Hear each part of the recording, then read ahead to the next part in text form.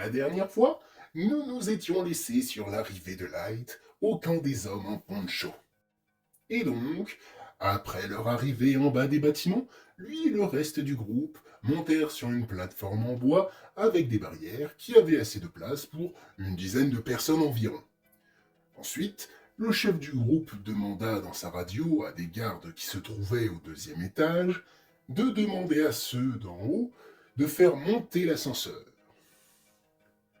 Quelques minutes plus tard, la plateforme se mit à monter. Light se cramponnait à sa barrière se trouvant devant lui et regarda en haut. Il savait qu'il ne devait pas regarder en bas et ne se sentait pas vraiment à l'aise sur cette plateforme. Mais le chef du groupe, voyant comment il avait l'air peu en confiance, essaya de le rassurer en lui disant que c'était du solide et qu'il y avait des vérifications et réparations si nécessaire au moins une fois par semaine. Light n'était pas beaucoup plus rassuré, mais il ferma les yeux et attendit que la plateforme stoppe son ascension. Une fois en haut, il vit des installations en tout genre placées sur les quatre toits des immeubles. Majoritairement des installations d'entraînement militaire, et sur un toit, une grande tente avec des cultures juste devant. Des gens s'entraînaient sur les installations et des bruits métalliques se faisaient entendre de la tente. Il y avait tellement de vie ici comparé à ce qu'il avait vu jusqu'alors dans la ville. Le chef lui mit une main sur l'épaule et lui dit Bienvenue au camp des hautes tours. J'espère que tu te remets de la montée. Hmm, les hautes tours. Light avait l'impression d'avoir déjà vu ça quelque part. Il acquiesça et suivit l'homme qui lui demanda de le suivre. Et, bien entendu, il l'emmena sur un autre toit où une sorte de petit cabanon se trouvait. Il le fit entrer et s'asseoir sur une chaise. L'endroit ressemblait à une salle d'interrogatoire, mais sans les outils de torture.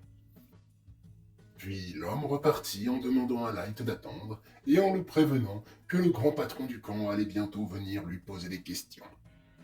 Light hocha la tête et vit partir son interlocuteur. Puis il attendit. Un grand nombre de pensées l'envahissaient. Il ne devait pas se faire démasquer, sinon il risquait de le tuer, car il est infecté. Mais du coup, s'échapper ne serait pas facile. Il espérait aussi que ses actions n'avaient pas plus aggravé la situation qu'elle ne l'était en état. Ah. Une trentaine de minutes plus tard, alors que Light était dans ses pensées, la porte s'ouvrit et un homme à la stature imposante entra. Puis il s'asseya en face de Light. Il avait une aura calme et bienveillante. Pourtant, il se dégageait de lui une certaine pression, une puissance brute. Alors comme ça, c'est toi qui as sauvé mes hommes. Avant tout, je tiens à te remercier. Mais sache que si les informations qu'on m'a rapportées sont correctes, la situation pourrait être compliquée. Light s'apprêtait à réagir quand l'homme lui fit un geste de la main pour le stopper. Je te rassure, tu n'es pas en faute, bien au contraire. Mais vois-tu, il y a deux camps dans cette ville. Les hautes tours et la base militaire de Kog'Maw. Encore une fois, ces noms résonnaient en Light. Il se demandait où il pouvait bien les avoir vus. Normalement, nous ne sommes pas censés nous en prendre les uns aux autres. Mais si ce que tu me dis le confirme, ils auront donc décidé de mettre fin à la paix. Alors, dis-moi, est-ce que ceux qui ont tiré sur mes gars étaient des militaires? Light dit oui de la tête. Est-ce que tu en as tué? Sûrement. Je n'ai pas vérifié et je n'ai pas retenu mes coups. Mais je les ai au moins mis KO. Et dans un cas comme dans l'autre, Ils se sont sûrement fait déchiqueter par les infectés. L'homme soupira et mit son visage entre ses mains.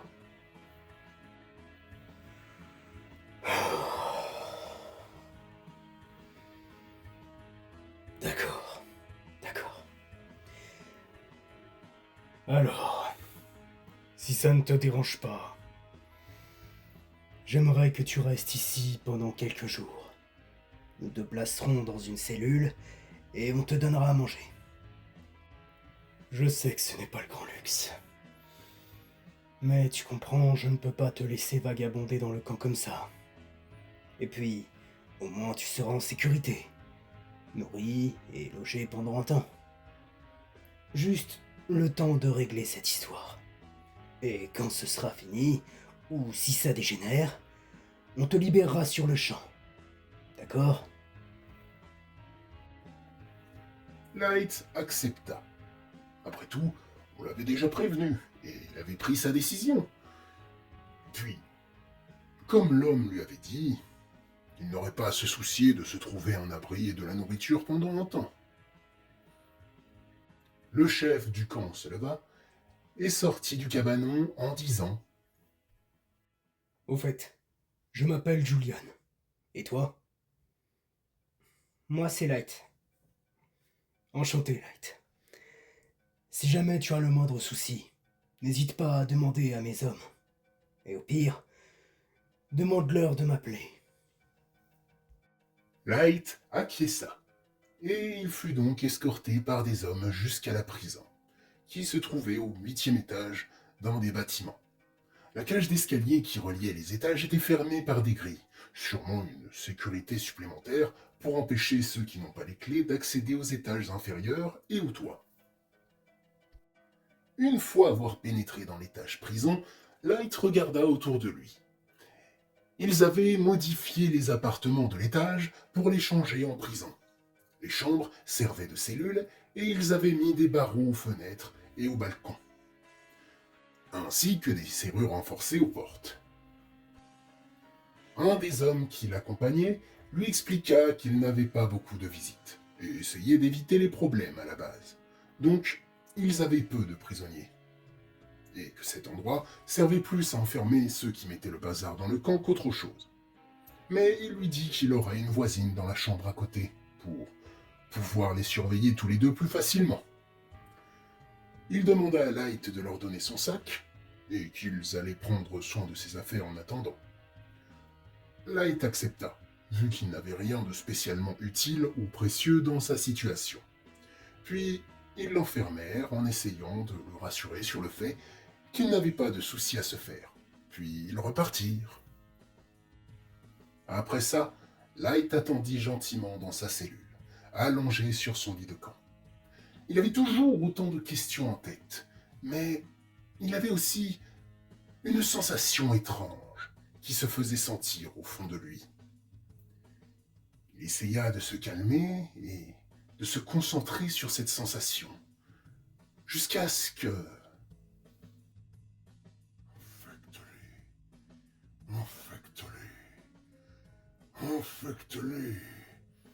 Infecte-les. Il se redressa d'un coup. Son corps le démangeait. Ses muscles semblaient pulser et sa respiration était devenue forte et haletante. Il n'avait pas arrêté de penser à ce que les habitants des autours lui feraient s'ils découvraient qu'il était infecté. Mais il avait oublié qu'il pouvait représenter lui aussi une menace pour eux.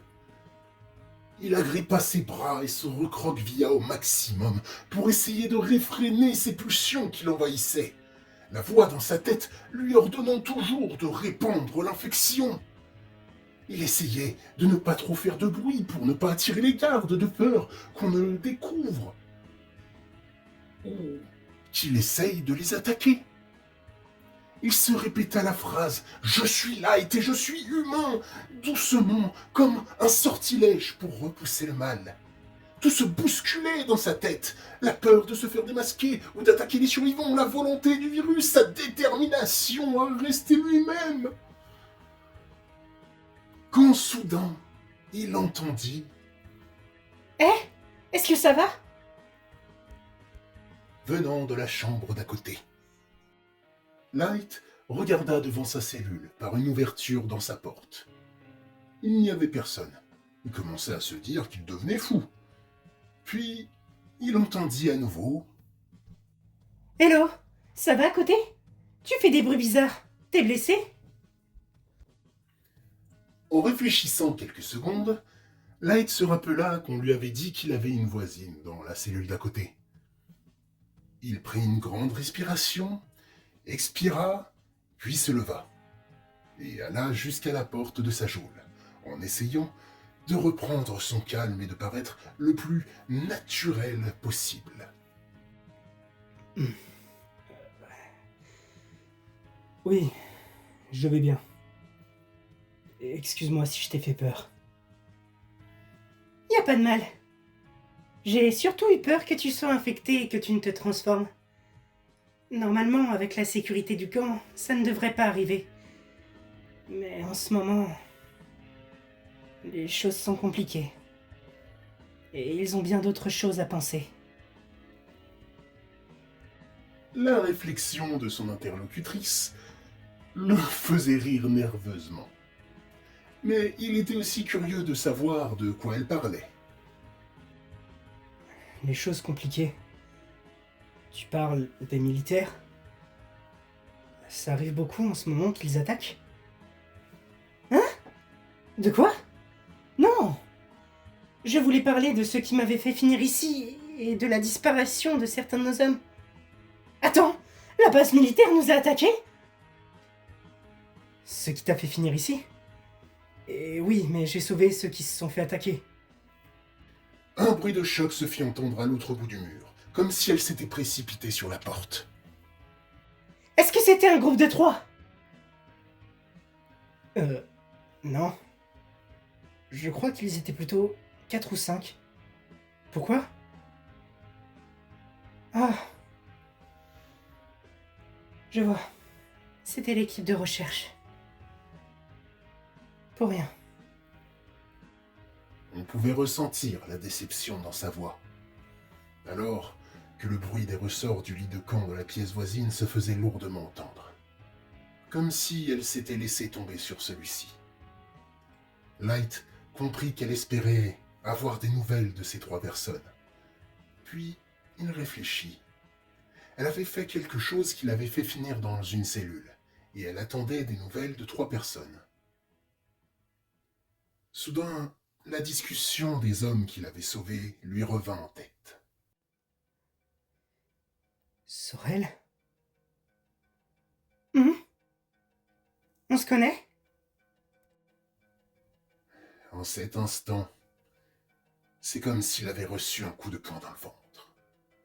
Il fit quelques pas en arrière, mettant ses mains sur son crâne, et il réalisa qu'il parlait à la fille qu'il avait sauvée, avant de lui tuer son frère. La sensation du virus, voulant reprendre le contrôle, avait fait place à une culpabilité et un sentiment de mal-être profond. Les larmes lui montaient aux yeux, alors qu'il ne s'était jamais senti aussi coupable. Il voulait lui dire la vérité sur le groupe de son frère, mais s'il le faisait, il prenait le risque de se faire démasquer. Et il entendait Sorel lui demander s'il allait bien et commençait à appeler les gardes, paniqué.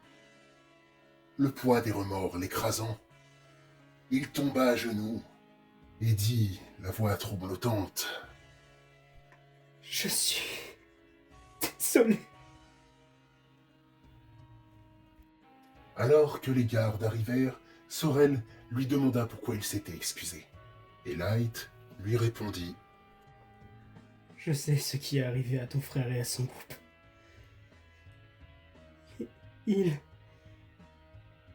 Ils sont... » Il entendit Sorel de l'autre côté, en larmes.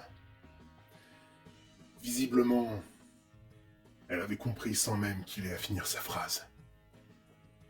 Elle répétait: « C'est ma faute. C'est ma faute. » « Non! C'est pas ta faute. C'est moi. C'est ma faute.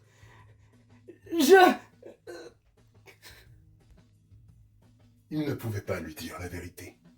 Surtout avec les gardes à côté. Comment ça? Répondit Sorel avec une voix faible. Light réfléchit intensément. Qu'allait-il lui raconter? Puis il se lança. Ils se sont fait attaquer par un infecté. Je n'ai pas pu les sauver. Un infecté? Mon frère et ses amis ne se seraient jamais fait avoir par un simple infecté isolé. Lui répondit-elle, tristement et sceptique. Les gardes, eux, se regardaient, tout aussi perplexes, et l'un d'entre eux envoya l'autre chercher Julian. C'était pas un simple infecté. Il était vraiment très vif, agile et... il les a eus, les uns après les autres. À quoi ressemblait cet infecté? Est-ce que c'était comme un stade 3?